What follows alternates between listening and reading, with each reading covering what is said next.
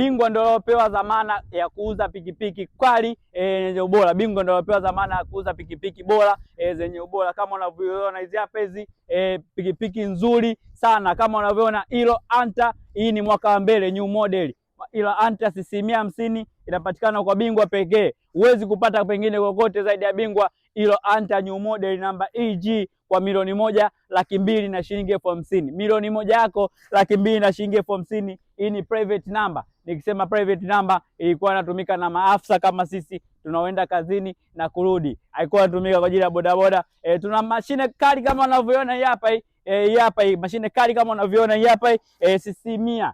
Wakali wa mambo mnazoelewa jinsi vizuri, kilomita zako 300 kwa lita moja, CC 100. Hii hapa hii watu wangu wa Bukoba, zile boxer 100 mnazoelewa vizuri. Watu wangu wa Mwanza, watu wangu wa Geita mnazoelewa zile boxer 100. Sasa mimi bingwa nimekuletea TVS CC 100 hii hapa kwa $1,600,000 na shilingi 50,000. Bado sijasahau ndugu zangu wa pikipiki za Kijapani, usajili wa juzi tu, bingwa anaitupa. Bingwa ni mmoja tu, huwezi kupata pengine kokote kwa $1,300,000 na shilingi 50,000. Namba EK Honda ya Kijapani.